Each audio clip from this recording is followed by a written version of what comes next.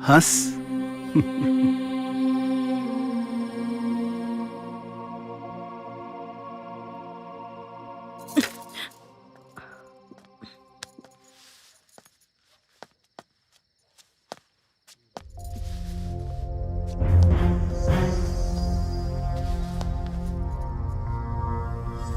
अरे अरे, हे भगवान, रवा शराब पी के आयल बानी? शराब ना पियती तो जहर पी लेती। हमार तो जिंदगी बर्बाद हो गई बा। जितना भी पैसा रहे ओके मिल बनावे खातिर जमीन खरीद लेनी, बैंक से कर्ज लेके मशीन भी ले लेनी। अभी और मशीन ले आवे पड़ी तबे काम शुरू हुई और बैंक भी कर्ज देवे से मना कर दियलस। हम का करी सीता, हम का करी? आप शांत रही, रवा शराब वरब मत पी। हम बापूजी से बात करब, हम बापूजी से बात करब। बेटा तू तो जाना ताड़ू की अब खाली गांव के जमीन बाचल बा।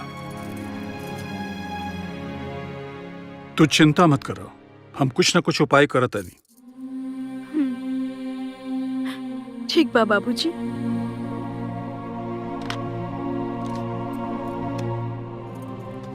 राघवेंद्र बाबू जोने कपड़ा के नया मिल लगा रहल बड़े, ओकरा शुरू करे खातिर उनका और ही रुपया चाहिए। कितना? 2 करोड़। बाप रे, इतना पैसा कहाँ से आई? जमीन बेचे पड़ी, कुछ गिरवी रखे पड़ी और का।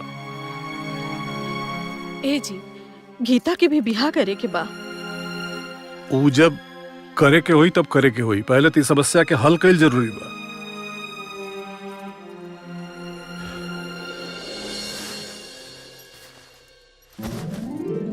मिल के काम शुरू होते आपके एक एक पैसा लौटा दें पापा जी। तू पूरा ताकत से अपन काम शुरू करा राघवेंद्र बेटा जी। खूब तरक्की करा। हम समझता नहीं बाबूजी, आपके पैसा के इंतजाम करे में बहुत मुश्किल आयल हुई। बाकी वादा के लिए बाड़न था। अरे बेटा कोनो मुश्किल ना, माँ बाप खातिर औलाद की खुशी से बढ़कर कोनो खजाना होखे लगा। जी।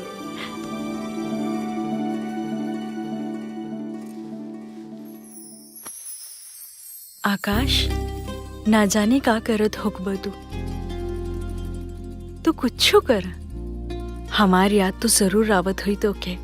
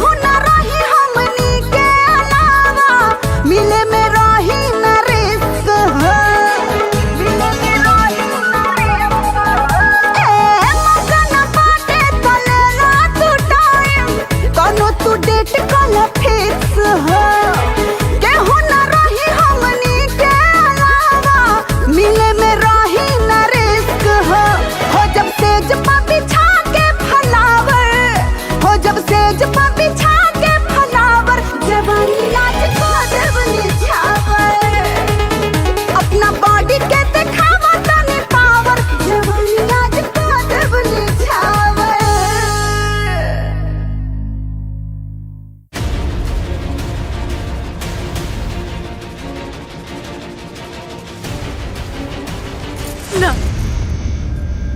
ये हमसे ना हुई।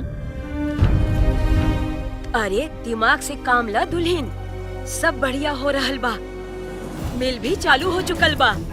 अरे कच्चा माल खरीदे के और तनख्वाह देवे के 1 करोड़ रुपया की जरूरत बा, समझा? हम बाबूजी से और पैसा नहीं के मांग सकत। तू समझत नहीं खुशीता, सिर्फ एक बार अगर माल बाजार में आ गई ना तो पैसा के बरसात हुई, पैसा बरसी, फिर उनकर हमनी के सारा कर्ज दे देबे के। तू सिर्फ आखिरी बार उनसे बोल के देखा। हम बोले तो अपना आपकी बेच के भी पैसा ले आई है, बाकी अब हम उनकरा से नहीं की कह सकत, नहीं की कह सकत।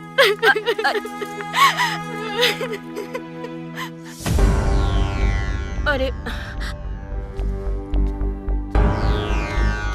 हमार सब मेहनत बेकार हो जाई सीता, सब कुछ रेडी बा, सिर्फ एक बार काम शुरू हो जाए दा।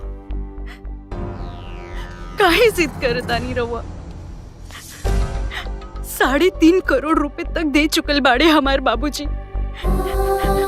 इतना पैसा वो कहाँ से ले आयल हुई है, ये सोच सोच के हमार जान जाता, और वो कहता नहीं कि और मांगा। ये आखिरी फैसला बतौर। बिल्कुल। अब देख तुर का हाल होता है।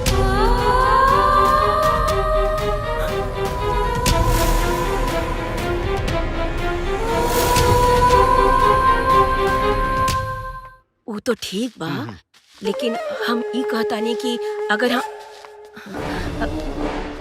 ये सिंगार पटारा हटावा दुल्हन, राज करे के दिन गईल। आई नौकर चाकर रखे के हैसियत हमनी के ना बा, सिर्फ हरिया रही, वो भी बाहर के काम करे खातिर, बाकी कुल घरे के काम अब तू करबो। अब वो कहता नहीं तो से कि अपने बाप के फोन कर दे। हम काम कर रहे। ले काम पे लग जो।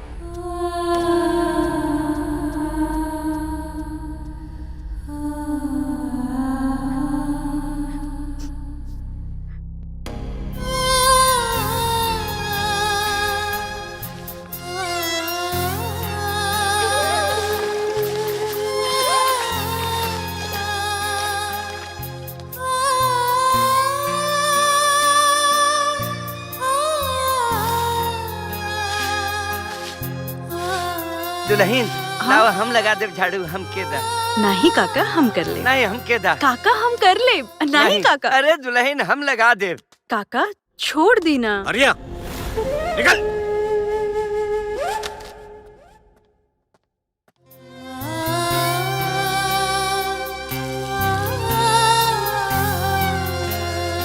ले और ले, और ठीक से धो एकरा।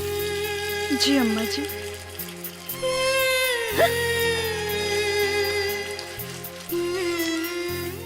अरे कलमुही, अरे खाना कब देबी रे?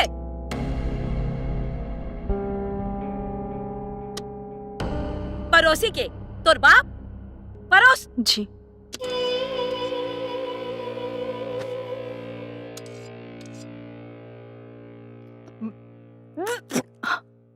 अम्मा जी। अरे नमक डललू हो के जहर मारे के विचार हो? अब्बा बतावत है तुमके।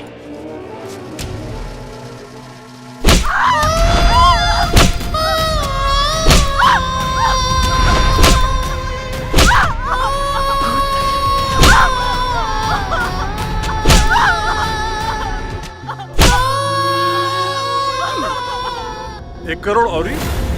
आप यहाँ जल्दी आ जाएं सरकार, दुल्हन पे यहाँ बहुत जुल्म हो रहा बा, आप जल्दी से आ जाएं। वो लोग फिर पैसा मांगा ताड़े।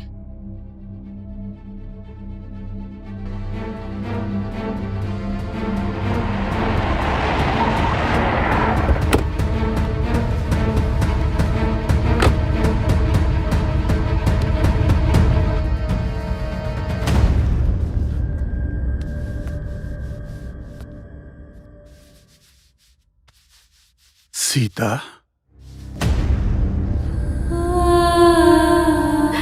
अरे बाबूजी।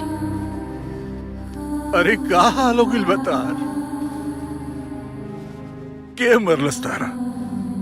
ओ बाबूजी, हम गिर गए रहनी। अरे अरे हम ऐसे ही अपन बेटी के विदाई कैले रहनी है। अरे का हाल बना दिल बड़ा फूल जैसा हमार बेटी के।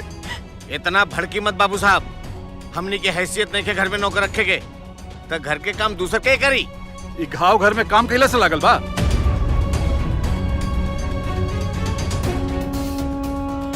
ये घर में का चल रहल बा सब हमरा पता बा। अरे 3.5 करोड़ रुपया अपन रोआ रोआ बेच के दिले बानी हम अपन बेटी की खुशी खातिर।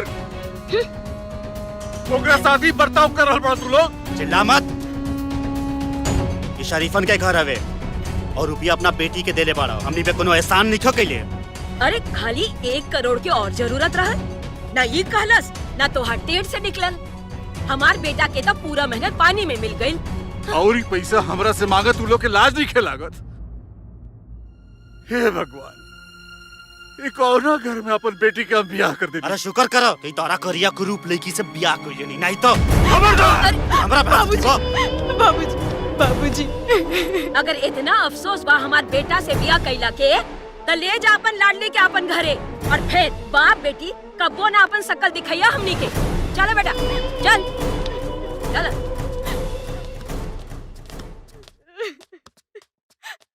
चल बेटी, अब ऐजा तोरा एक और मिनट हम रहे ना दे। चल अपना घरे। आप ये का कहता नहीं बाबूजी, अब ये हमार घर बा, ये हमार स्वर्ग, ये हमार नर्क। आप ही तो सिखौले बानी ना बाबूजी।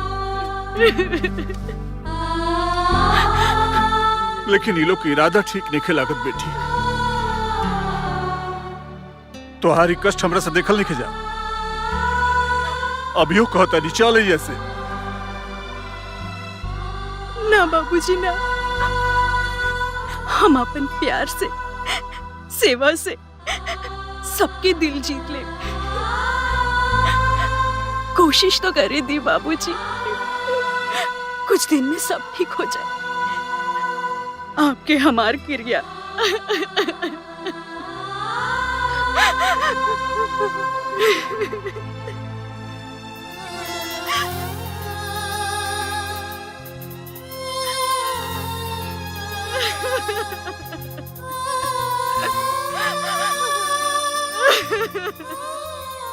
हम पता लगोले बानी, वो बुढ़वा के लगे हवेली छोड़ के अब कुछ नहीं की।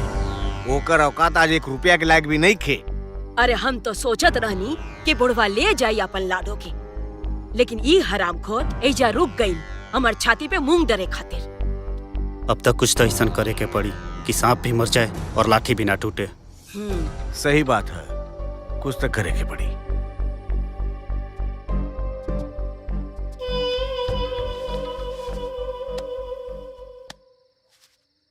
उठा सीता, चला तू अपना बिस्तर पे चला। नहीं, हमेशा ठीक बानी।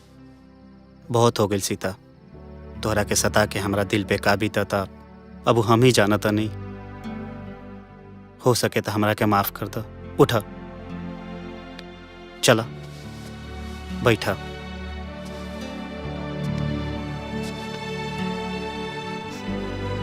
तोहरा के तो हम अपना जान से भी ज्यादा चाहे नहीं। गुस्सा तो खाली तोहरा बाप से रहे और हम जाना था नहीं कि तू हमके दिल से चाहे लो। बोला चाहे लो ना? तब काहे हमके इतना दुख देवी नहीं आप? हम बताओ नहीं ना, गुस्सा तो खाली तोहरा बाप से रहे। वो पैसा तो जरूर देलन, लेकिन कोनो खुशी से ना, मजबूरी से। तबे तक घरे आके इतना बेइज्जत करके गइलन सबके। ऐसन मत कही जी, हमार बाबूजी जैसन इंसान दुनिया में क्यों हो नहीं के। वो तो बस यही बात पे तो तू गुस्सा दिला देता रू। तू हमसे प्यार करे लू ना? हाँ जी, आपके कैसे विश्वास दिलाई हम? विश्वास? वही विश्वास जब तू हमारा बेइज्जती के जवाब अपने बाप के देबू। ला लिखा आई। हमार बाबूजी की हालत तो समझे तानी जी। बस यही बात पे तो तू गुस्सा दिला देता रू। ला लिखा, हम जिनको हता नहीं लिखा। लिखा। बाबूजी, बाबूजी हमारा जैसन ताभागन लड़की ये दुनिया में केहू के ना होई जेकर बाप अपना औलाद से ऐसन बदसलूकी करत होखे। लिखा जैसे कि कोई दुश्मन के भी साथ ना करत होखे। हमार तो जी में आवता कि हम अपन जान देती। लिखा लिखा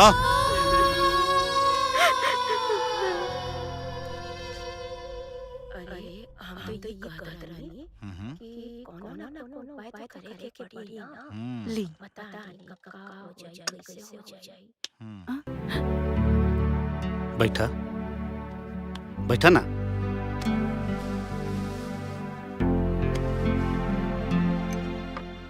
तू यही में खाना ना। आज हमार करवा चौथ के व्रत है।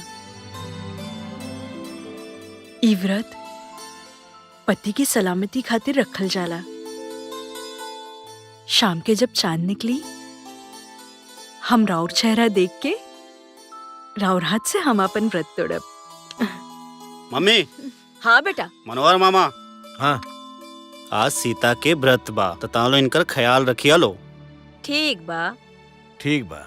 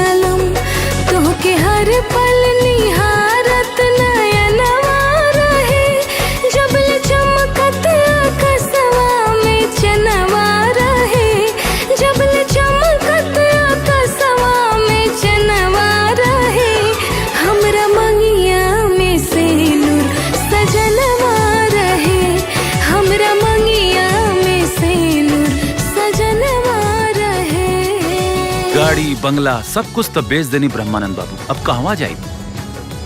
फिलहाल हमरा अपना बेटी के पास पहुंचे के बा। नमस्कार।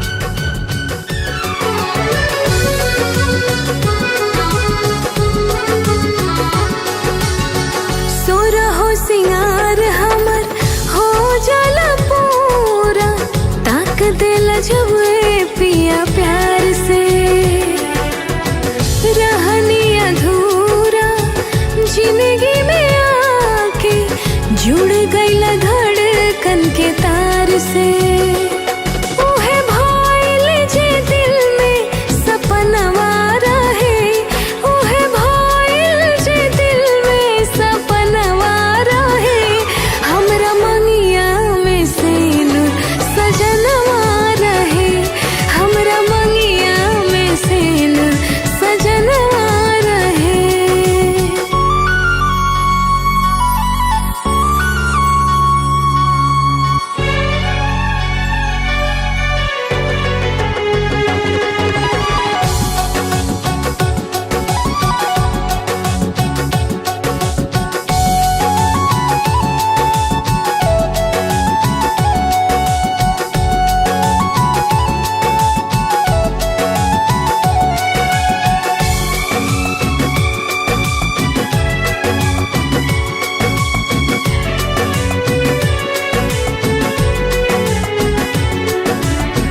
रोज देवी देवता पिया जी मनाई, कबहू न छूटे तो हर साथ हो। एक जन्म का जन्म जन्म ले रहे जुड़ल हाथवा से हाथ हो। कब टूटे नया टूटे बंधनवा रहे, कब टूटे नया टूटे बंधनवा रहे। हमरा मंगिया में सिनुर सजनवा रहे,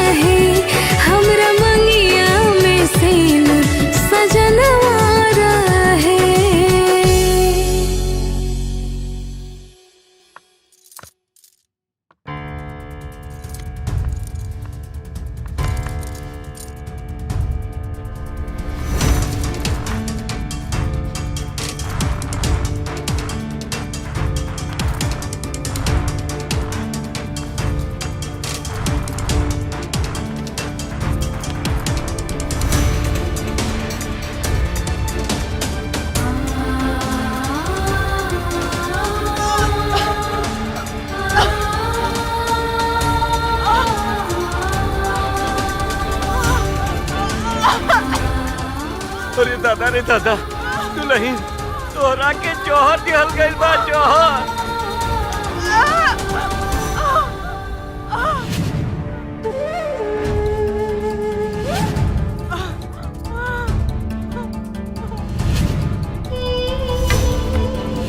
आप अपन जान बचाई दुल्हन, भाग जाई यहाँ से, भाग जाई।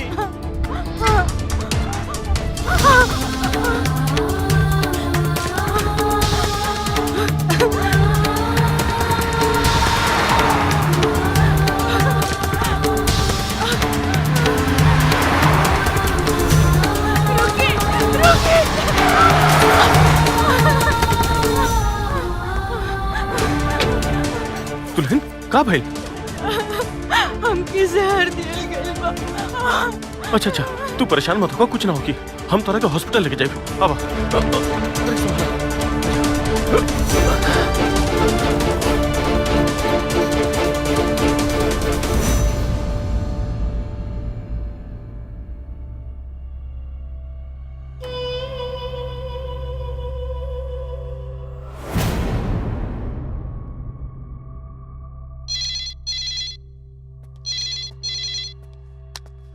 हेलो, के है? जरा दीदी से बात करवा दी। हम गीता बोलतानी। गीता? तो हर दीदी ते करवा चौथ का व्रत रख ले बाड़ी। हेलो गीता, गीता हमके बचा ले गीता। हेलो, हमके मार डाली गीता। ये हमने के तो फंसा दी। Hello, hello. का भइल? राघवेंद्र, सोचा मत, ये जिंदा रही तो हम सबके फांसी पे चढ़वा दी। मामा, हम दीदी से बात करत रहनी और अचानक फोन कट गई। फोन कट गई? लागत है दीदी कोनो मुसीबत में बाड़ी।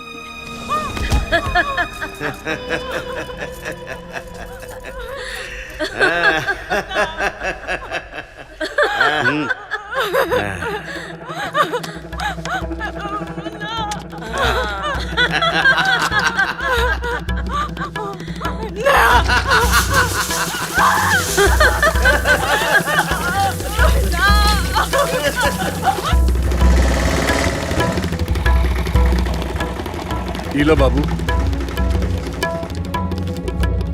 सीता, सीता, सीता बेटा, अरे देखो ये रुपया हम लेके आइल बानी बेटा।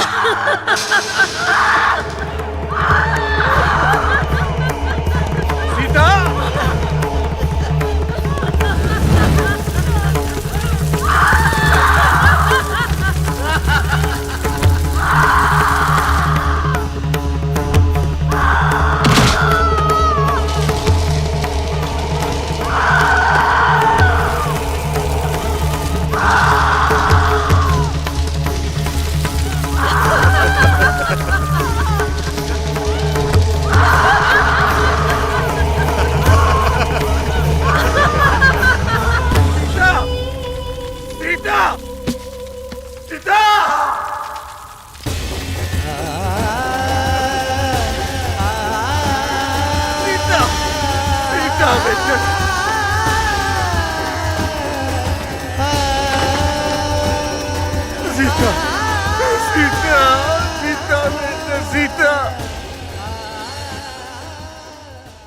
हमरा ई ना मालूम रहे कि हमरा घर में राक्षस बाड़न सन। दुल्हन, तू अपन पूरा बयान लिखवावा। एक एक जना के फांसी दिलवाइब हम। लिखा डॉक्टर। जब जहर काम ना कैल तो वो लगाम के मट्टी के तेल डाल के जरा देले। हमार सास, पति और मामा हमके मट्टी का तेल डाल के आग लगा दे। हमके बचा ली चाचा, हमके बचा ली। बस बस, इतना बहुत बाटे। वो तीनों के फांसी चढ़ावे खातिर तू बस एजा साइन करता।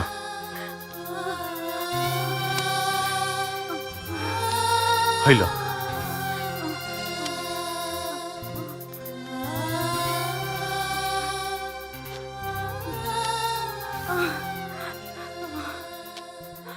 लो डॉक्टर।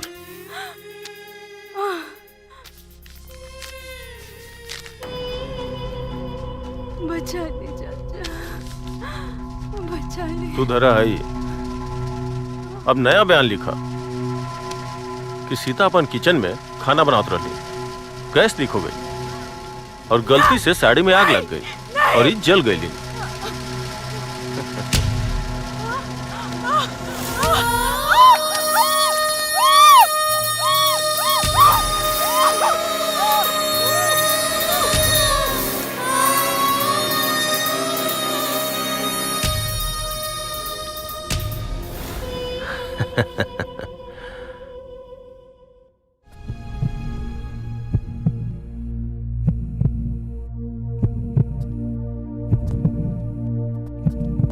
डॉक्टर साहब कैसन बिया हमार बेटी?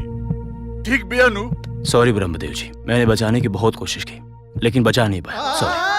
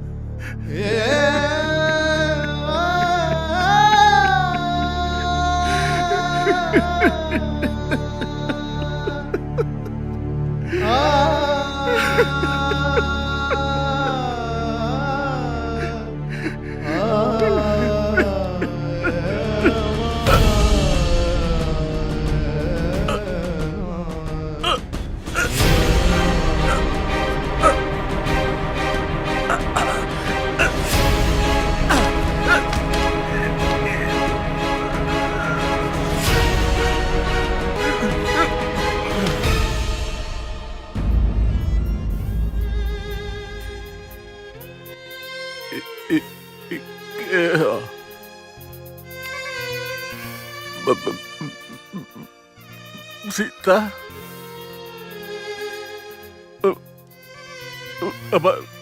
बच्ची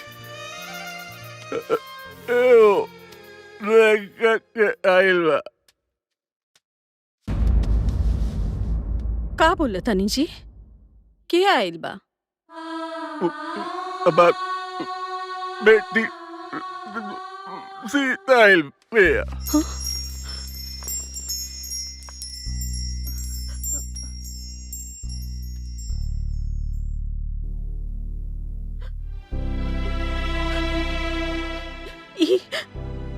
सीता ना बिया जी,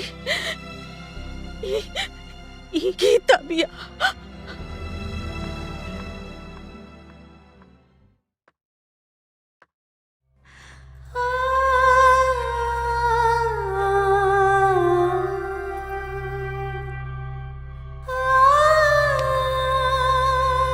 बाबूजी,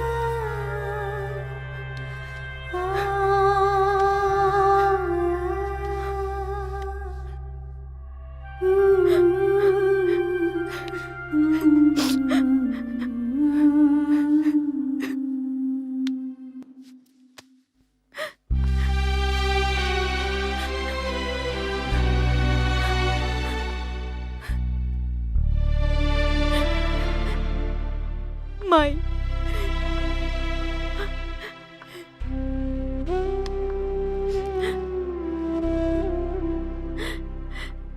केहू के घर चले, केहू आग तापे,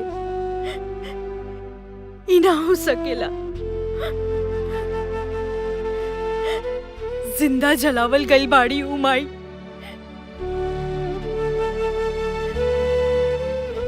आपकी कसम खाता नहीं बाबूजी, उनकर हत्यारन के हम ऐसन सजा दिलाई कि पूरी दुनिया याद रखे।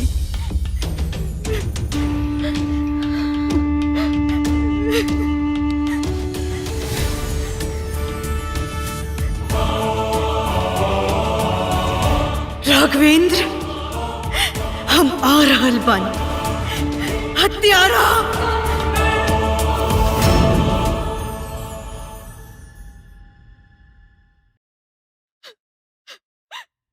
ऊपर से भी बदतर हालत बना देले रहल तोर दीदी के।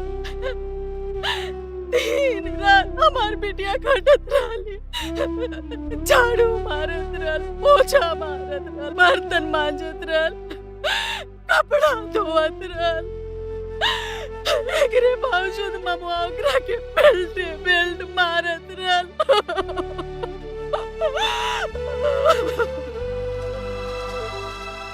ये दस्तखत आपकी बहन का है?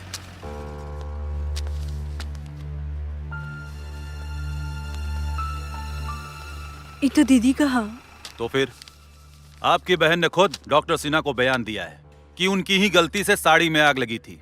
इस घटना के लिए कोई दूसरा जिम्मेदार नहीं है।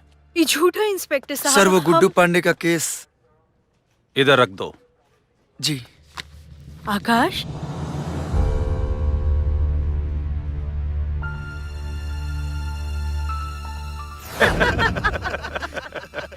सीता के केस ना अब दुर्घटना साबित हो गई बा। अब केस हमेशा खातिर बंद। अरे वाह। तो अब तो राघवेंद्र के दूसर बिया के बाद चलावल जा सकेला। 100% चलाई, कोनो दिक्कत नहीं के। अब के रोक सकेला? अभी फिर से दूल्हा बनी। यही बात पे हमारा हाथ से मिठाई खा ली। अरे क्या बात। और रघुआ लोग खाए। जी हाँ डॉक्टर सिन्हा। अच्छा,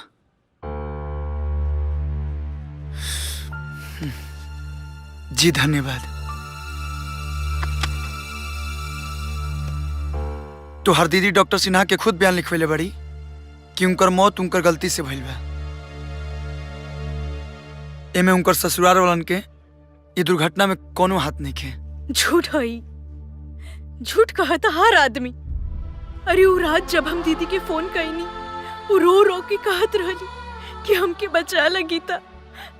पता ना कहा होत रहे दीदी के साथ। इंस्पेक्टर साहब सही कहत रही कि अदालत तो हर बात ना मानी, ओकरा खातिर ओके ठोस सबूत चाहिए। बात तुम्हारे पास? तो ई कहा ना तू कुछ नहीं कर सकत।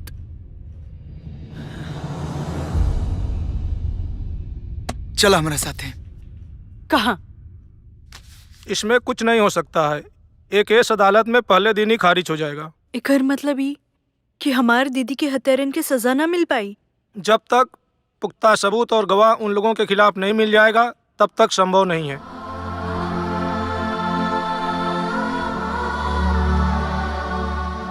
ठीक बा वकील साहब, अब हम तब्बे आई जब हमारे पास सबूत और गवाह दोनों हैं। चला।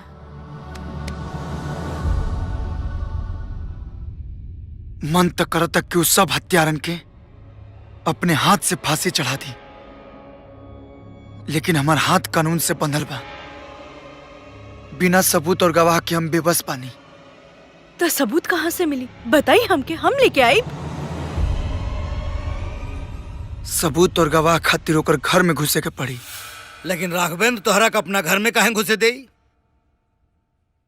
घुसे दी मामा, ओकरा खातिर चारा फेंके के पड़ी, दौलत के चारा। और वो सारा दौलत ता वो ले गई हत्यारा। लेकिन अब हमरे पास कुछ पैसा बा।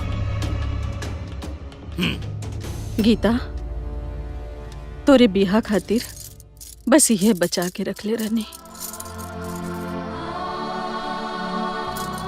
इहो ले जो।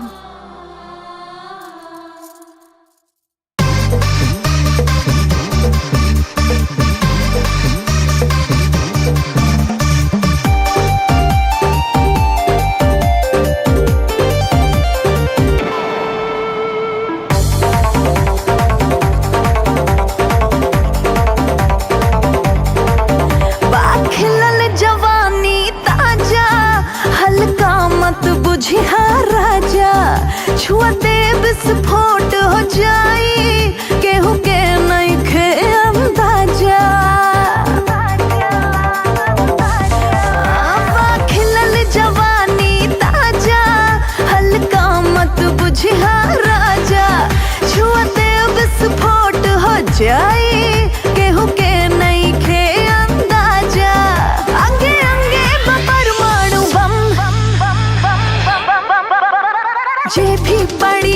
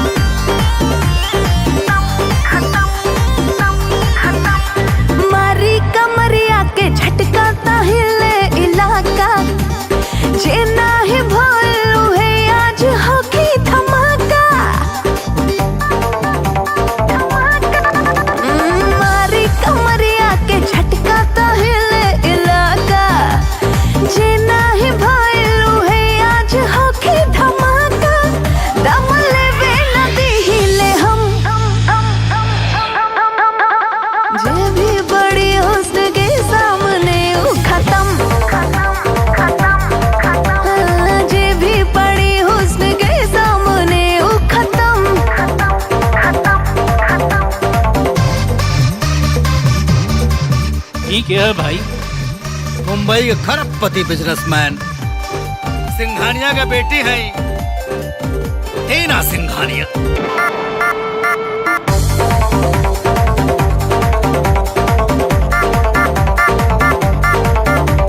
साधे निशाना दीवाना ये बन के जमाना, छुरी चले कहीं भाला चलेला रोजाना। साधे निशाना दीवाना ये बन के जमाना, छुरी चले कहीं भाला चलेला रोजाना। हाय उड़न परी से न कम, जे भी बड़ी हुस्न के सामने वो खत्म। हाँ, जे भी बड़ी हुस्न के सामने वो खत्म।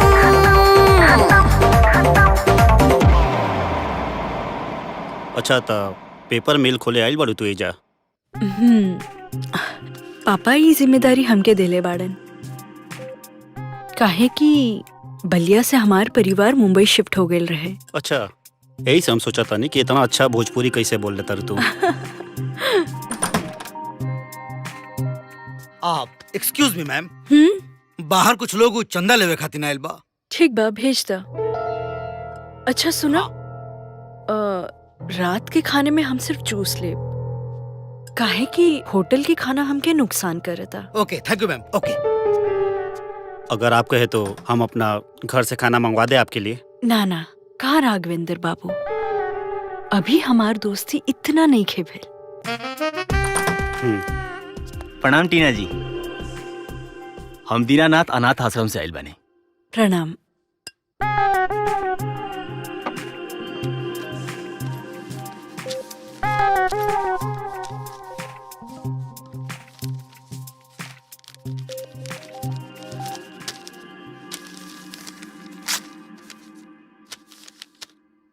बाप रे, 11 लाख! रउआ तो महान बानी टीना जी, हम जितना सुनले रही ओहो से बढ़ के बानी। राउर बहुत बहुत धन्यवाद। प्रणाम। प्रणाम।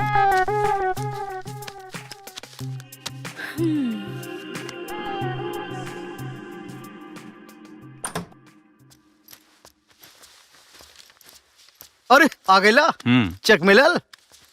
लाओ हमके दो। दा बड़ी भारी रकम पहले हवा महाराज।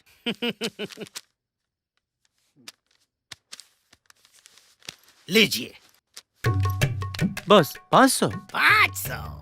पूरी रात नौटंकी में चिचियाला तो कितना पावेला? 300। ये हवा 5 मिनट का 500 पावत हवा, कम हो। चलो निकलो, निकलो। अब हम जाएं? हाँ हाँ जा। हम कहाँ से आयल बनी? तू कहाँ से आयल हुआ?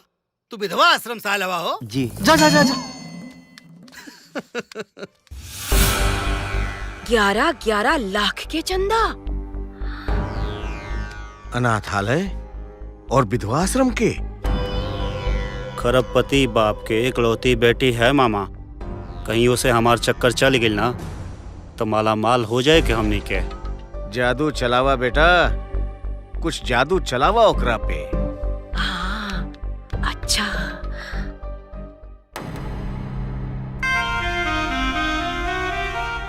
टीना, जिद मत करा और लाही जूस पिया।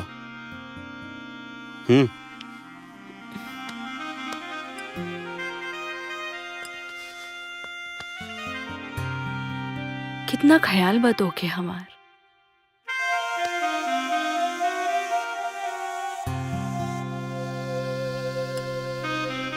अब हमके लागता कि तोहरा घरे चली के पड़ी। हम तो कब से कह रहा बनी, चला अब बे चला। सो ब्यूटीफुल ना। यह है लखनऊ, नवाबों के शहर। हाँ, अमेजिंग। बहुत ही खूबसूरत शहर है हमार। और तू हमारा शहर में अगर आगे बढ़ू तो तोरा के घुमावल तो हमार फर्ज बनता है। तो घर चले से पहले तोरा के पूरा लखनऊ घुमा के फिर घरे ले चलतनी। वाओ, लखनऊ तो हमार फेवरेट बा। अरे रुका रुका, नीचे रुका। का भाई? तो के कुछ गिफ्ट देवे के बा।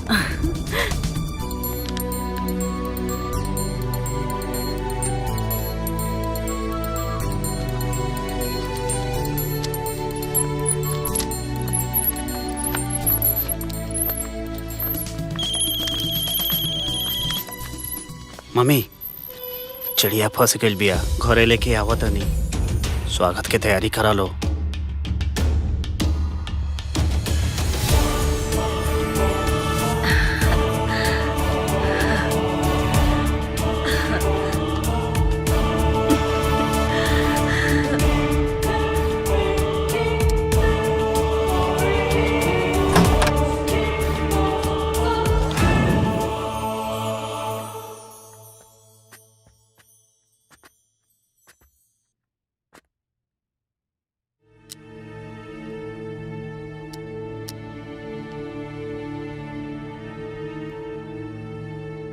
तुहर पत्नी के एक भी तस्वीर नहीं खे?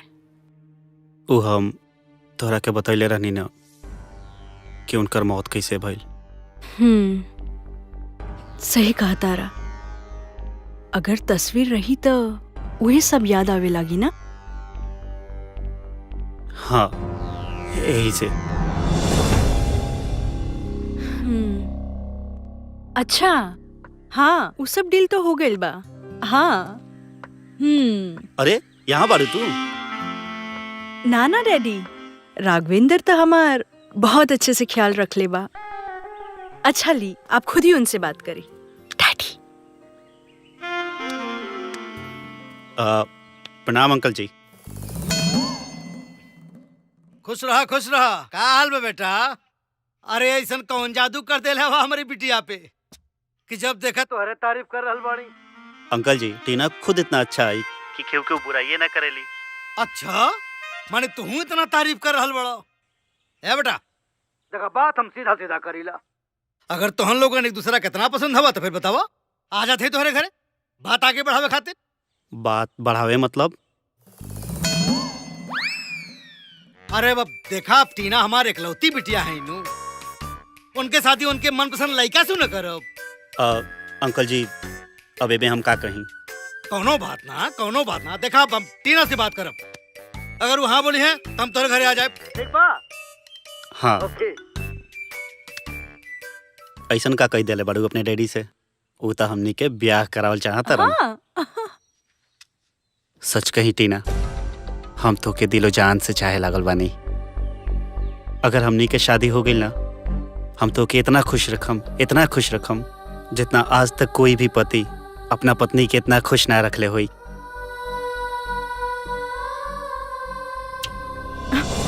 का सोचे लगलू?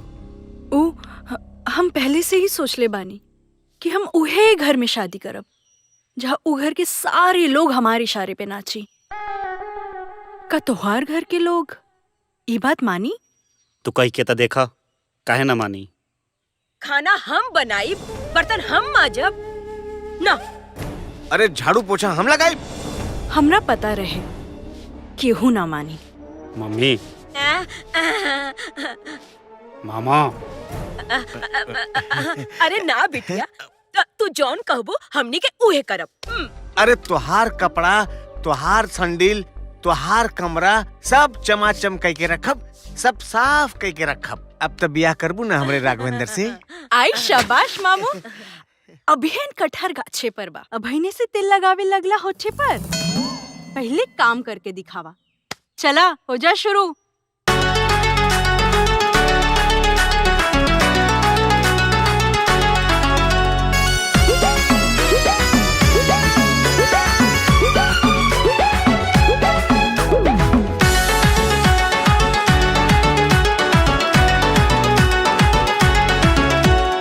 काहो का हलवा सजल सुजल जिंदगी में कैसन बवाल बा। काहो का हलवा हर तर तर पसीना से गिल भइल गालबा। काहो का हलवा पूरा बर्तन मजाइल कि ना, घर में पोछा मराइल कि ना। अरे चेहरा तो गिरल जैसे मुर्गा हलाल बा। काहो का हलवा सजल सुजल जिंदगी में कैसन बवाल बा। काहो का हलवा हर तर तर पसीना से गिल भइल गालबा। काहो का हलवा, अरे काहो का हलवा।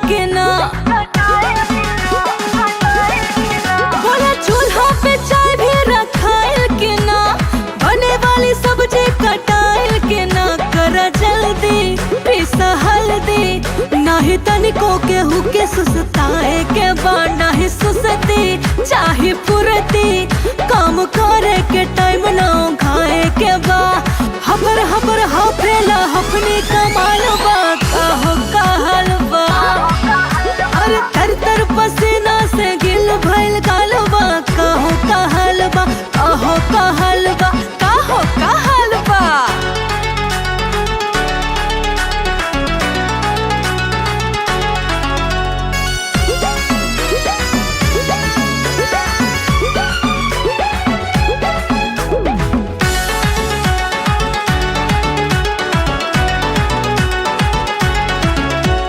झाड़ू से दूरा झराइल के ना उल्हे माइल कपड़ा फेंचाइल के ना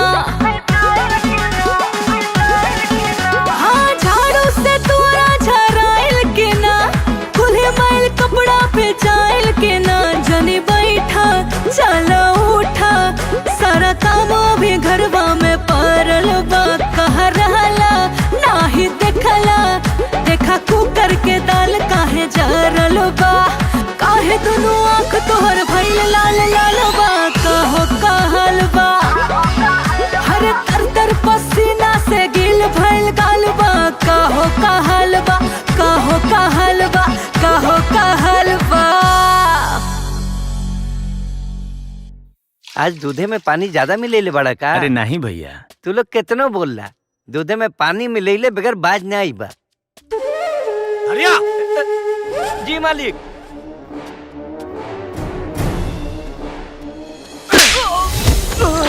तोहरा के कितना बेर बोलनी कि बाहरी आदमी से बात नहीं खे करे के, लेकिन ना मन ले ना मन ले ना मन ले मालिक को ऐसे ना माफ कर दी मालिक।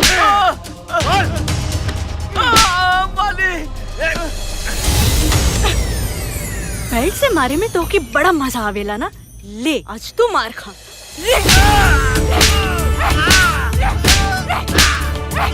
टीना टीना टीना क्या कर दो टीना पागल हो गई बड़ू का? पागल ना हो खब हम अपन कमरे में कपड़ा पहनत रहनी और ये ठरकी कमीना हमके झाक झाक के देखत रहे। दादा हम कहाँ झाक दिखाई कर झूठ बोलन। राघव तू अभी ई सुअर के बच्चे के मारा ना था हम घर छोड़ के जाता नहीं। हाँ अरे इतना गंदा काम करे में तारा शर्म नहीं मामा? बोला मत मारा छोड़ जोर से मारा। मार मार मार। हम जाता नहीं। रुको टीना। मामा तारा शर्म नहीं लगता गंदा काम करे? उठा काका। जोर से मारा। अरे लागता जोर से। राहे दे बिटिया राहे दे, केहू देख ली तो। जब तक हम बानी तू एकदम डरिया मत हरिया काका। ई बतावा तो के घर के बाहर काहे नहीं जाए? ना बिटिया ना ना ना हमके मार डरिए बिटिया। जैसे सीता दीदी के मार देलन सन।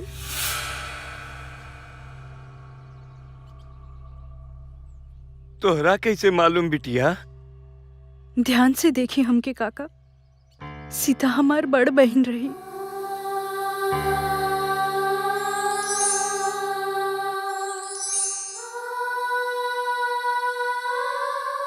हम तोहरा के सब बात बताओ तानी बिटिया। उ दिन दुल्हन के करवा चौथ रहल।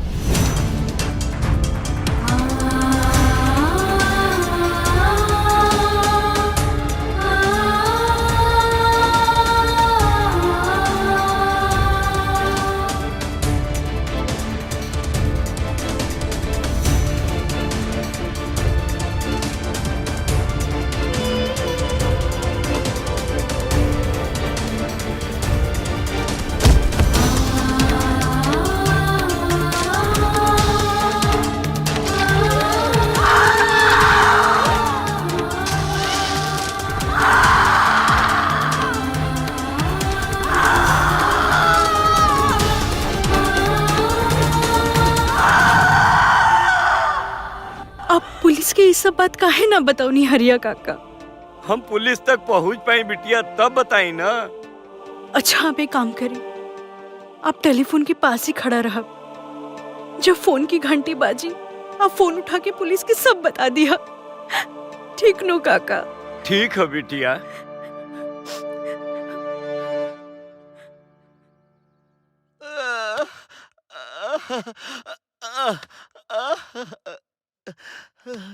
हमनी के ये इम्तिहान कब तक चली बेटा? बहुत हो गए राघवेंद्र, अब जॉन करके बस जल्दी कर। हम ये कल चाहता नहीं मामा, लेकिन वो अपना कमरे में ही नहीं खे। कहा? अगर कमरा में नहीं खे तो कहाँ भी आ? गीता तू गवाही दिवा दा, हम अभी के अभी पूरा परिवार के गिरफ्तार कर ले। कहाँ बगवा?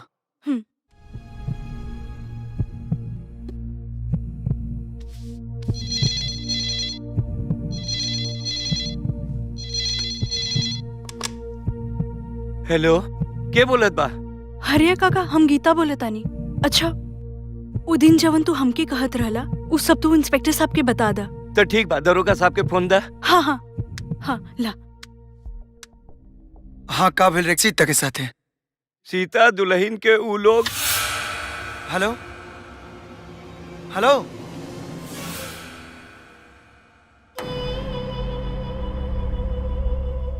हेलो।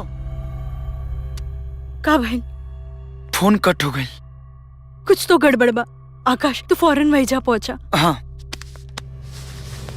साले पुलिस को फोन करते रहे तू। हाँ? पुलिस की बती दे, पुलिस की बती बे तू।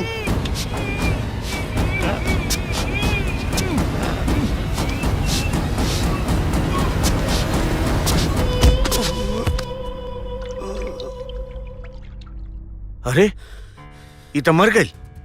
मामाई पुलिस के फोन करत रहला और पुलिस एजा कभी भी आ सकेले। एक लाश के ठिकाने लगाओ पड़ी। फौरन हाँ। अर्जुन के फोन लगाओ।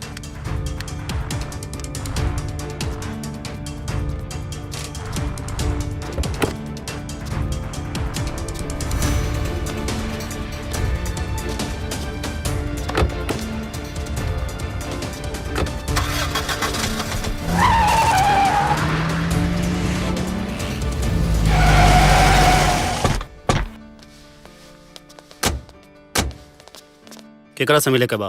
चाचा जी नहीं खने जा। हरिया से मिले के बा हमरा के। हरिया के बुलाओ। हरिया अपना गाँव गइल बा, एजा नहीं खे। हरिया कहाँ बा? हम ओकर के ढूंढ लेम। तू रास्ता छोड़। अब सन एक एक कोना तहनी के छान मारा सा। ये कहूँ जगह बाचे के ना चाहिए। अरे ये सब कहाँ जात अड़न? रामलाल कहता नहीं कि हरिया अपना गाँव गइल बा, लेकिन हई बाड़न की सुनते नहीं खन। केहू थाना में खबर के ले रहा कि सीता के हत्या भइल बा और हरिया ओकर चश्मदीद गवाह। का बकवास करता रहा? डॉक्टर सिन्हा के हमार पत्नी खुद अपने से अपन बयान लिखौली। पहले जाके अपन फाइल चेक कैला। केहू कुछो इल्जाम लगा दे त तू हमरा घर में आ करके तलाशी लेवे लगबा। 2 मिनट रुक जा लो। अगर हरिया मिल गई ना तो दूध के दूध और पानी के पानी हो जाए। सर केहू नहीं के कमरा में। हाँ? हो गई तसल्ली। चला निकला यहाँ से। वाह, घोड़ा के नाल ठुकवावते मिढ़को टांग उठावे लगन। सब लोग से कहा तनी कान खोल के सुन ला सा। हरिया हमरा 2 दिन के अंदर थाना में चाहिए। वर्दी के नु हौस मत दिखावा। 1 स्टार वाला दरोगा। हमार चाचा नु 3 स्टार अवन। जया उनके नीचे आ गई नु ना जियल बनी ना मुअल। अरे जौना दिने सबूत मिल गई ना ओ दिने चाचा के साथे तोरो समाधि बना दे। हत्यारा के का बोलते रहे? हाँ, हमार पत्नी खुद लिखोले बाड़ी कि उनके मौत उनके गलती से भइल। वैसने गलती तू मत कर दिया राघवेंद्र बाबू, नहीं तो तू मौत के घाट उतर जीवा। हमार बात माना तो होशियार रहा। चल रहे। अभी बंद केस के खुलवावत आवे। एगो गवाह रहे, वो गायब बा। सरवा हत्यारा पुलिस के धौंस ते तड़ासन। वर्दी पहिर के हम सीता दीदी के इंसाफ नहीं की दिवा पावत। लानत बा हमरा ऊपर। कुछ तो रास्ता हुई आकाश। पूरा के पूरा परिवार सातिर बा। एगो सबूत नहीं खसा छोड़ ले। कानून तनी के कुछ न बिगाड़ पाई। अब ये हत्यारन की सजा बस भगवान दे सकत रे।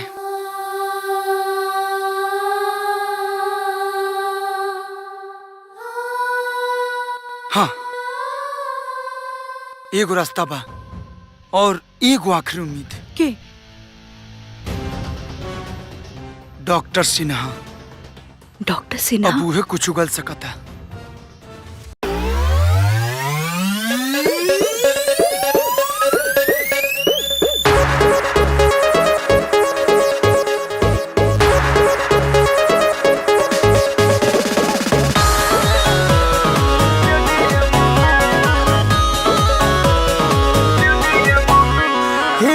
महंगाई खानी बढ़तारू, शेयर मार्केट जैसे चढ़तारू। ए हो हे रानी महंगाई खानी बढ़तारू, शेयर मार्केट खानी चढ़तारू। बारू सावर ना गोर बारू मीडियम में, बारू सावर ना गोर बारू मीडियम में। हेला गहिलू तू दिल के ये स्टेडियम में, हेला गहिलू तू दिल के ये स्टेडियम में।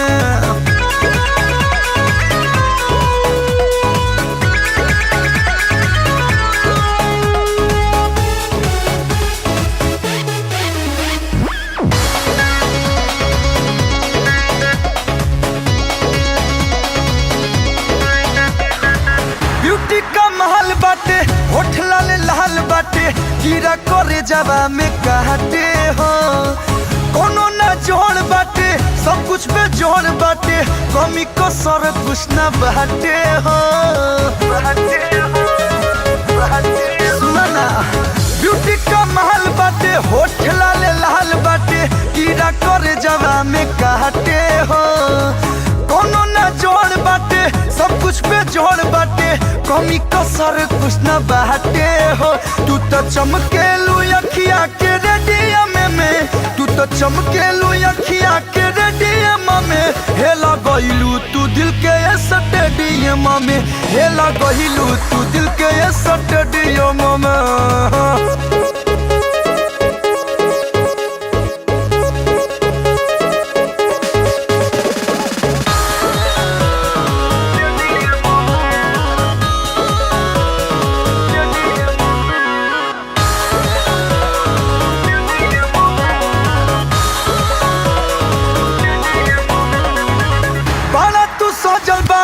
जैसे कि बनल बारू लाखों में एक बीस बीच के, मजा के चाख ली मन करे राख ली, संगे में सेल्फी एगो खींच के। Please give me selfie. ए हो बारा तू सजल बारू जैसे कि बनल बारू लाखों में एक बीस बीच के, मजा के चाख ली मन करे राख ली, संगे में सेल्फी एगो खींच के। ऐसन रूप नहीं मिलेला मिलेनियम में, ऐसन रूप नहीं मिलेला मिलेनियम में। हेला गहिलू तू दिल के स्टेडियम में, हेला गहिलू तू दिल के स्टेडियम में।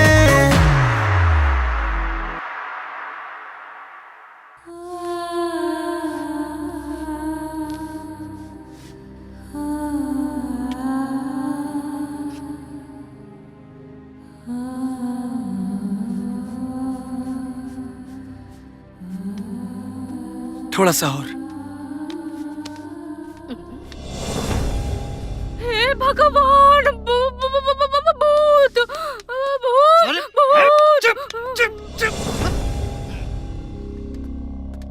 सीता, हम है माई गीता। ई तू सीता के जैसन काहे बनल बाड़ू बेटी? अब हत्यारा सच उगल है सच्चाची। बाबूजी आशीर्वाद दी, हमने जो सोच ले बानी वो पूरा हो जाए।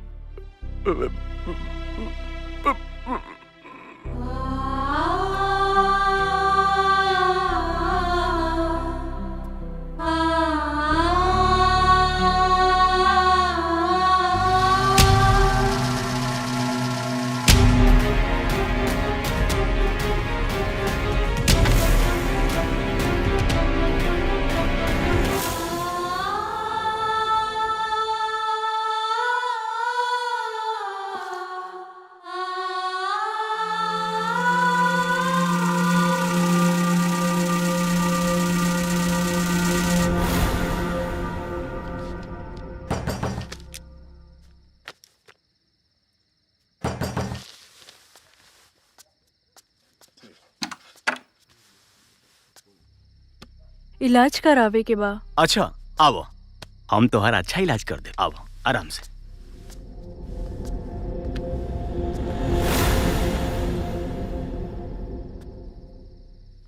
इतना रात के आइल बड़ू, कोनो जरूरी बात बा का?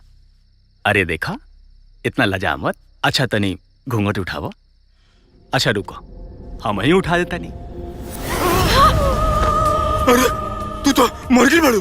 आत्मा कभी ना मरेला डॉक्टर। हमार कत्ल कैसे भइल तू सब जाना ताड़े। चल सच बोल, सच बोल, सच बता, हमार कत्ल कैसे भइल? तुहार कत्ल राघवेंद्र मामा और अर्जुन सिंह मिल के कैलान साहब। हम तो सिर्फ पैसा लेकर झूठा रिपोर्ट बनैनी। हाँ?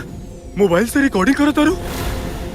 हाँ? चल मोबाइल दे, मोबाइल दे, दे मोबाइल।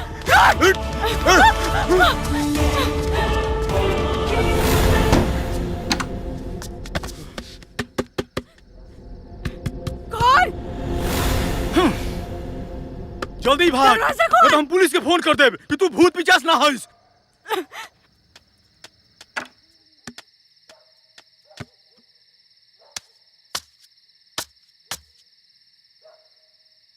आखिरी उम्मीद भी खत्म हो गई। अब सीता दीदी के इंसाफ कैसे मिली?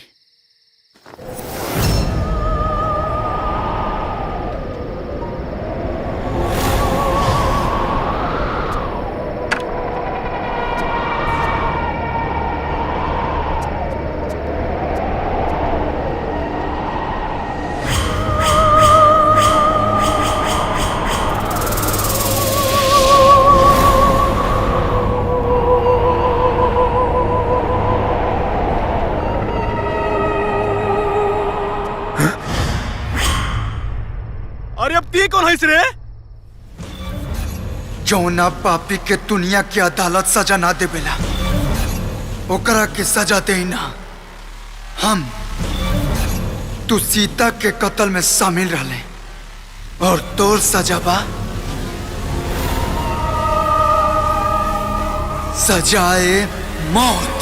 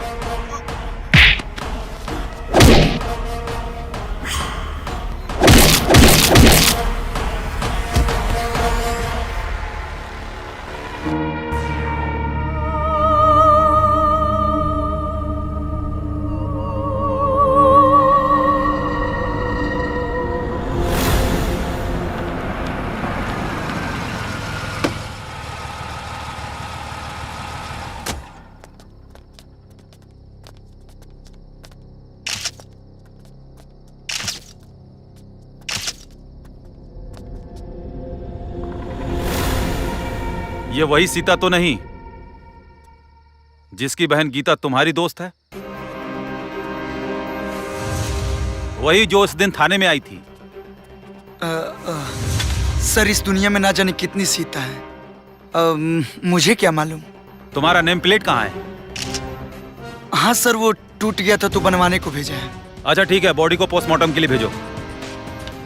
का डॉक्टर सिन्हा की कत्ल हो गई? कैसे? के कैलस? तफ्तीश होता, लेकिन एगो अजीब बात बा। हम सपना में देखने की डॉक्टर सिन्हा के कत्ल हम कैले बानी। तू कत्ल नहीं कर सकत। लेकिन हमार नेम प्लेट। नेम प्लेट का? खैर छोड़ा, आदमी सोचेला का और हो जाला का। अरे हम तो सोचले रहे कि ड्यूटी ज्वाइन केला के बाद चाचा चाची से तोहर हाथ मांगे के सोचले रही, लेकिन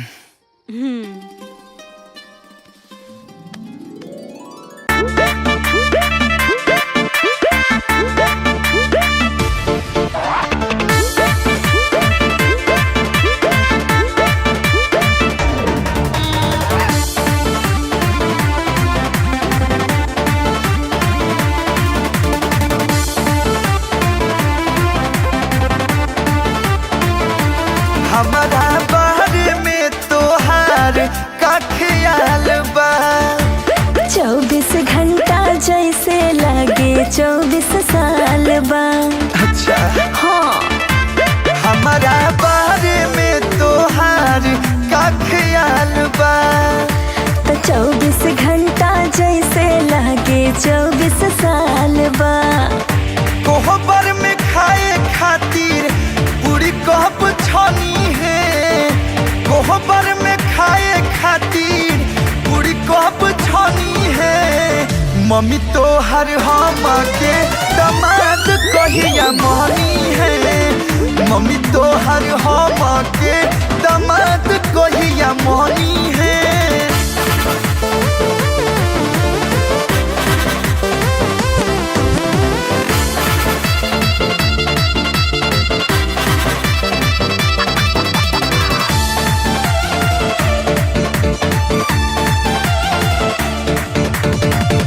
कहियाल राखी दिल बांधी के। रखनी जवानी हम हो छान के। तब कहे होत नहीं लाज बा। घरवा के लोग के लिहाज बा। लाग द्वार पूजा द्वारे तुम कब तनी है। लाग द्वार पूजा द्वारे तुम कब तनी है। माई तो हर हम के दामाद कहिया मनी है। मम्मी तो हर हम के दामाद कहिया मनी है। बोला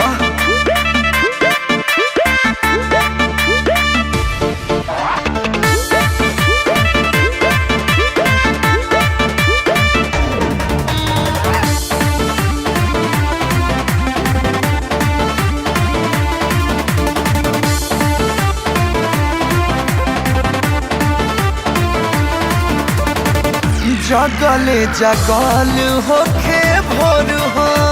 रात भर जवानी करे शोर हो।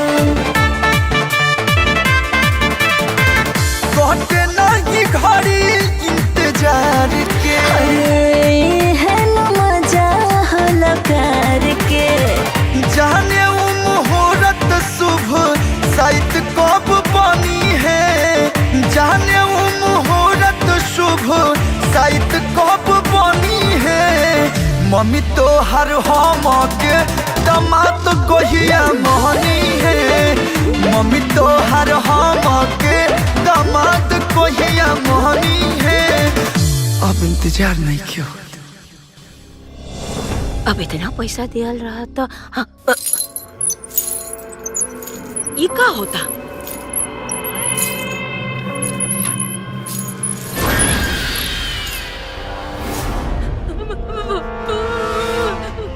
तू लोग का सोचत बाड़ा कि हमार जान लेके हमार बाबूजी के बर्बाद करके मौज करबा तू लोग।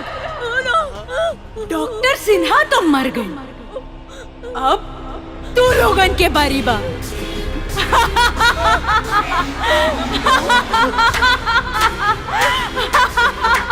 ना बचबा तू लोग।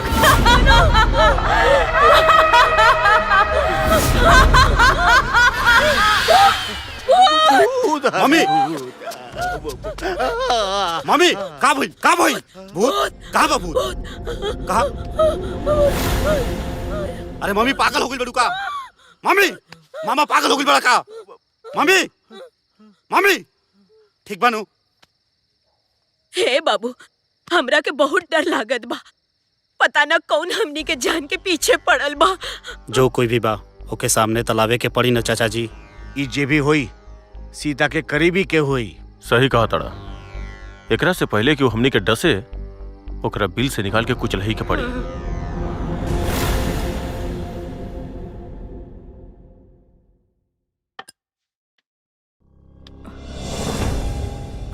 हमसे इतना दूर दूर काहे भागे लूटी ना? अभी हमके काम के टेंशन बा राघवेंद्र। और वैसे भी बुधवार के पापा आ जाइहन, ओकरा बाद हमनी की सारी दूरी खत्म हो जाई। आज ताजा सब्जी मिल गई ना? हाँ अरे अरे अरे अरे छोड़ा छोड़ा बुढ़िया के जब बचाव के बाद अर्जुन सिंह के अड्डे पे भेज दिया गीता के।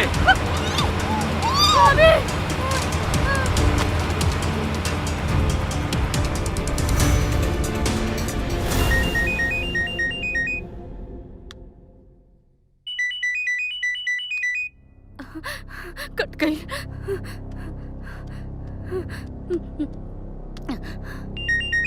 केकर फोन आवे? हाँ, उहे जमीन वाला के।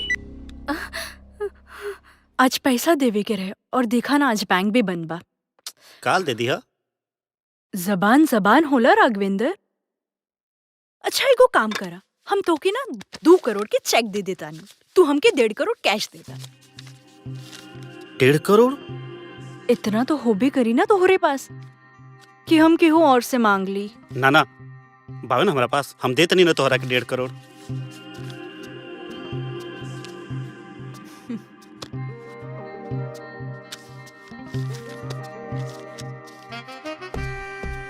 ई ला पूरा 1.5 करोड़ बाय में ला गिन ला। इला चेक। ये तू चेक अपना पासे रखा। अरे ना ना, ये अपन पास रखिया और काल बैंक में जरूर जमा करा दिया। गीता। हाँ मामी बोला, का बात बा? कहाँ रहलू इतना देर, कब से हम फोन मिलावत रहनी। अच्छा सुनो सुनो हमार बात, अर्जुन सिंह के हाथ में गंगा भाभी के उठा के ले गई। का? ठीक बा मामी, हम वैजा पहुंचा तानी।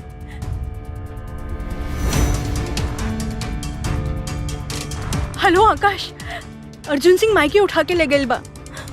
हाँ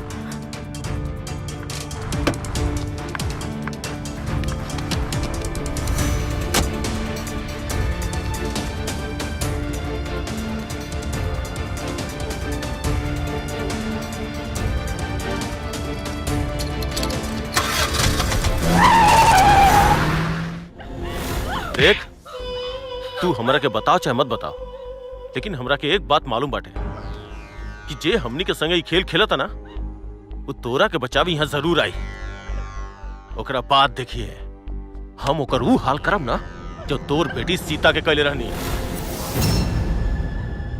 कमीना, ऊपर वाले के घरे देर जरूर बा, अंधेर नहीं के। वो तोरा के कबो माफ ना करी। बुढ़िया, एगो बात बताई, तोर बेटी कैसे मुअल रहे ना, ये हम तोरा के बताओ तनी।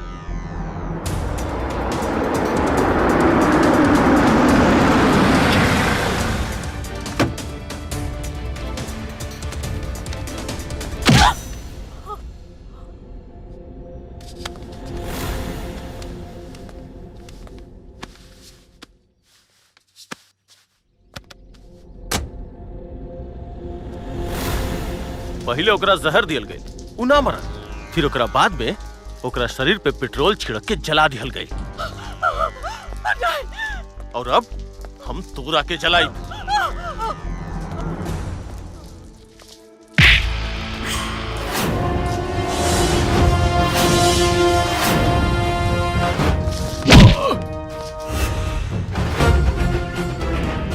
आग लगावे वाला कभी कभी वही आग में वो खुदे जर के भस्म हो जाला।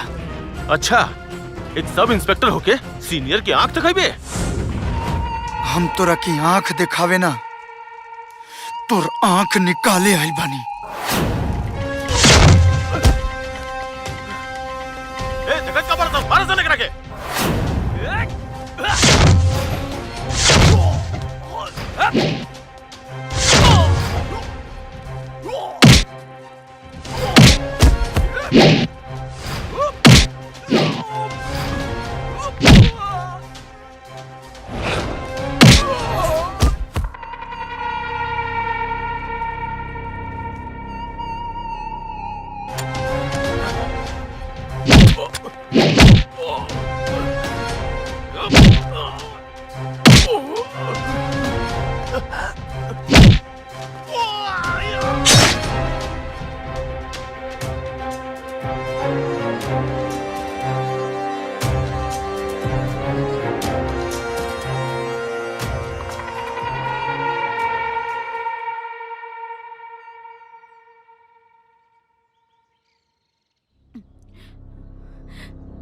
हे भगवान, हमके बेहोश के कैलस। माई माई माई माई माई उठा ना माई, ये सब की कैलस माई।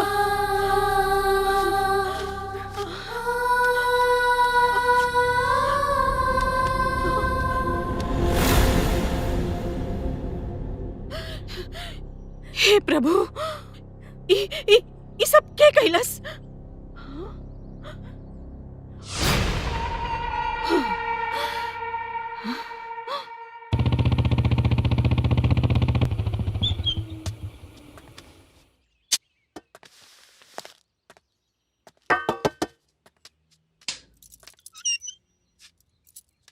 अरे आकाश बेटा, तू?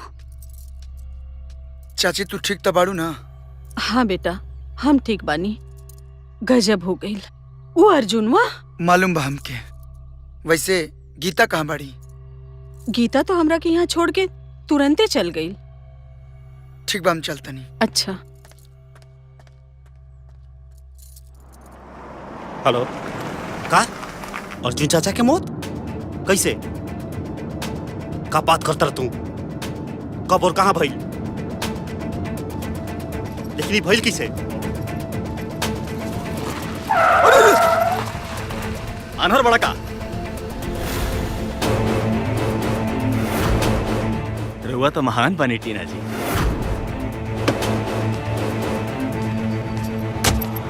ए, तू तो वह अनु अनाथ आश्रम वाला। तो हालत देख के तो नहीं लागत कि अनाथ आश्रम चलावत हुई बे। हमरा के माफ कर दी साहब, हम नौटंकी में काम करेला। उ लड़की हमके 500 रुपए देले रहली रुआ सामने झूठ बोले खातिर। और वो 11 लाख के चेक? वो तो हम वापस कर देले रहनी। हमरा के माफ कर दी, हम जाता नहीं।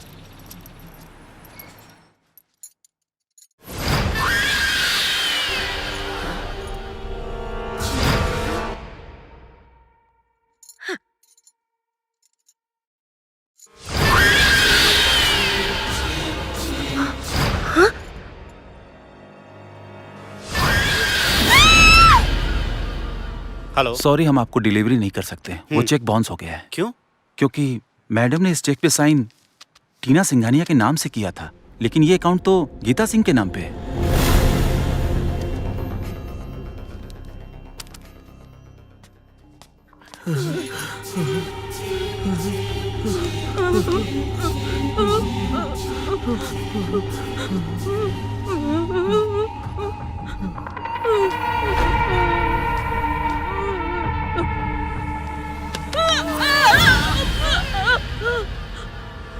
अच्छा भइल दरोगा जी, रउआ आ गई।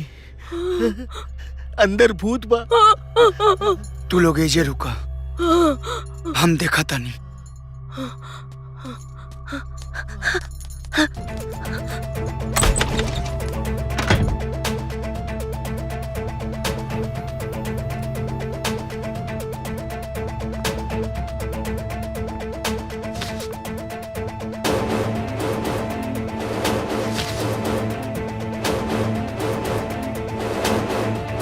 ई तू का करे तारा?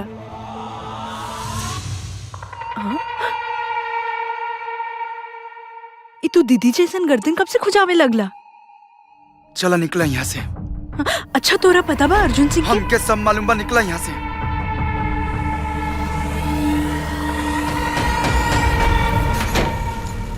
अरे मनोहर, तनी पंखा तो चालू कर। हाँ करते। अरे बाप रे।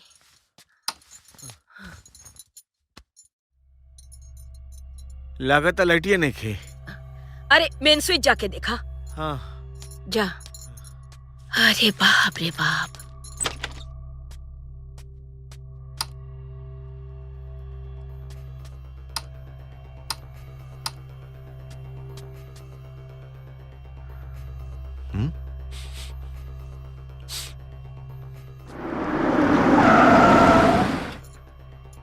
लागत राघवेंद्र आ गए।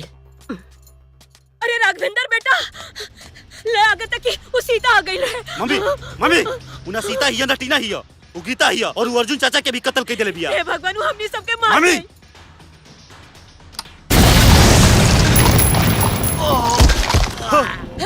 ये क्या हो गई? हे भगवान मामा मनोहर मामा हे मनोहर मामा क्या हो गइल मामा तारा कुछ ना होई हाँ, हम डॉक्टर को बुलाओ तनी अरे जल्दी मामा जल्दी मामा हॉस्पिटल ले चलो मामा हे भगवान मामा धमाका कितने बजे हुआ था? करीब 1 घंटा पहले। नहीं राघवेंद्र बाबू, आपको कोई गलत फहमी हुई है। पिछले 2 घंटे से आकाश सिंह के साथ मैं यहाँ मौजूद था, इसी थाने में। अभी अभी दोनों गए हैं। अरे आप कैसे बात करते नहीं? वो हमारे चाचा अर्जुन सिंह के भी कत्ल के लिए बिया। कमाल करते हैं राघवेंद्र बाबू, एक कमजोर सी लड़की इतने सारे गुंडों के बीच में आपके चाचा को इतनी बुरी तरह से कैसे मार सकती है?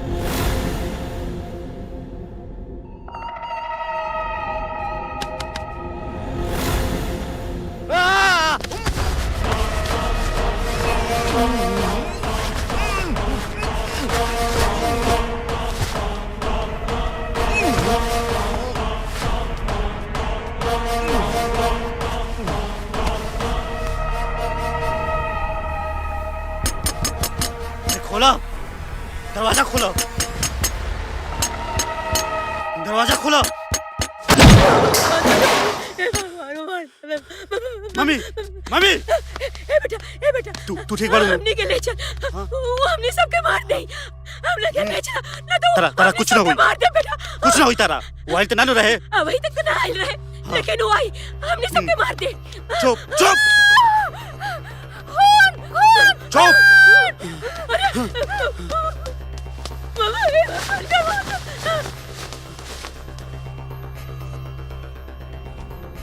मामा मामा मामा हमनी के माफ कर दा हमनी के पूरा दुनिया के सामने अपन गुनाह कबूल कर ले। बहुत बड़ा पाप भइल हमनी से, हम लालच कहले रहनी।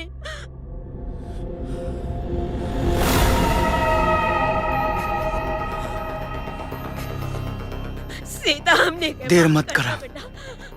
अरे तू कहाँ रहला? हम कहीं भी रहे तू बात में पूछिया। पहले एक रकेजा से ले चला। मम्मी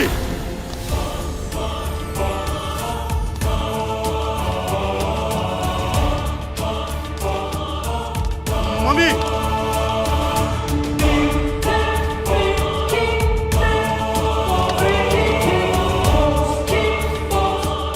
हत्यारी हमारा मम्मी के मार दिलस। ओकरा के छोड़ब ना। चाची चाची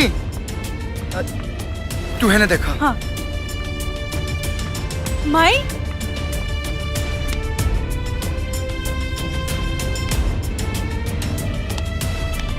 माई नहीं खिलौकत।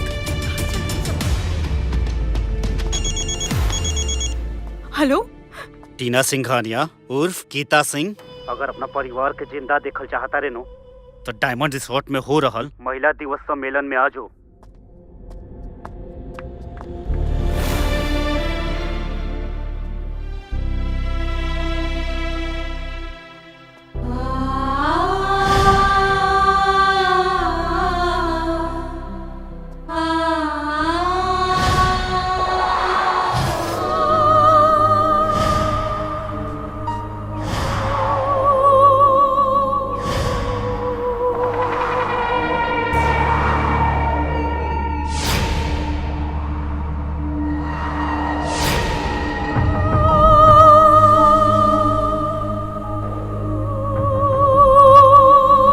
आज आखिरी हत्यारा के बारी बा, ओकरे बाप की सजा मिल जाए।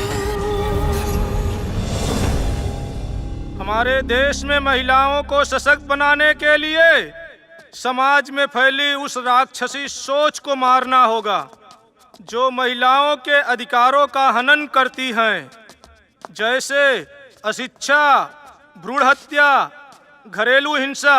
आप लोगों के सामने मैं अपने क्षेत्र के भूतपूर्व सांसद स्वर्गीय ठाकुर साहब के सुपुत्र श्री राघवेंद्र जी को मंच पे आमंत्रित करता हूं। एक मिनट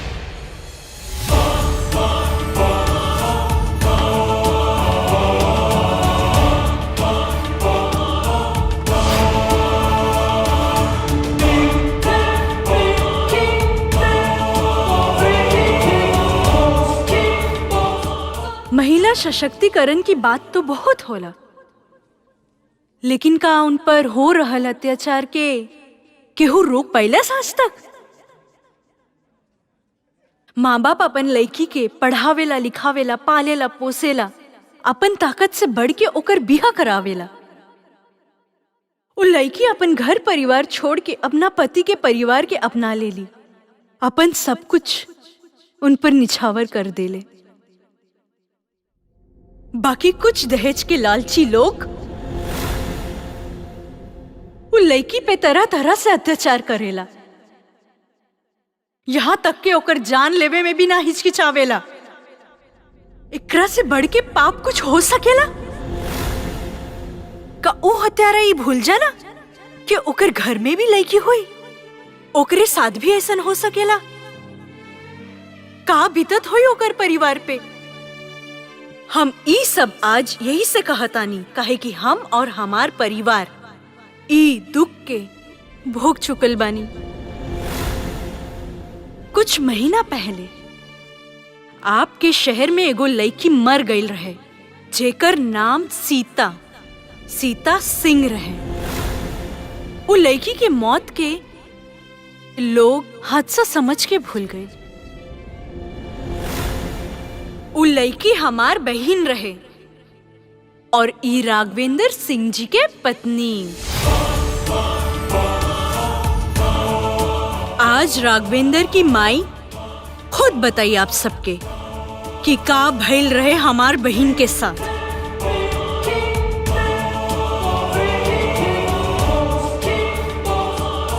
माँ, भगवान माफ करे हमनी के, बहुत बड़ पाप भइल बा हमनी से। रुपया के लालच में हम, हमार बेटा राघवेंद्र और मनोहर सीता के जिंदा जला दहली जा, और ये पाप में डॉक्टर सिन्हा और दरोगा अर्जुन सिंह भी शामिल रहलन। भगवान हमार राघवेंद्र के माफ कर दिया। को मुंह खोल देते ही गोली मार दे। मम्मी सीधा हमने सबके मार दे। मम्मी क्या बोलता तू? पागल हो गेलू? तार दिमाग खराब हो गेलू? कुछ बोले जाता तू? और ये लड़की तरफ कौन जादू टोना कह देले बिया?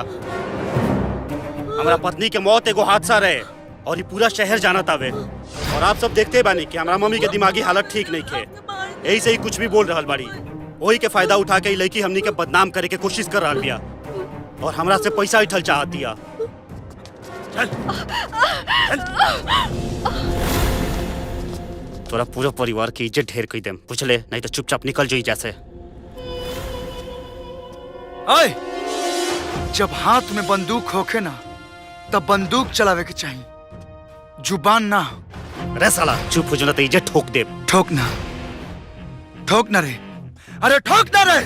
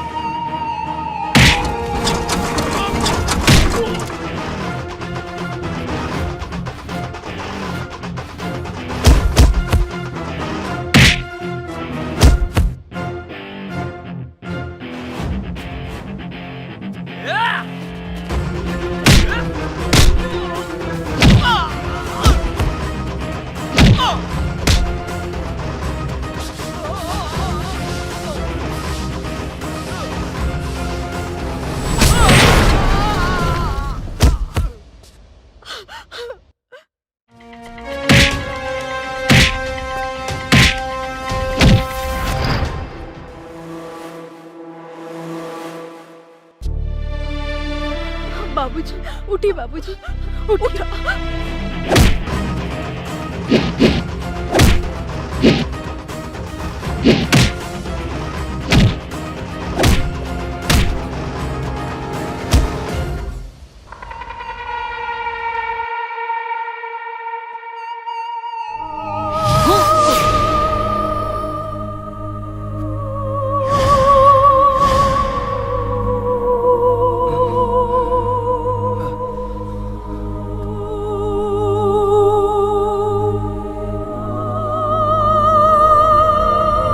सीता दीदी,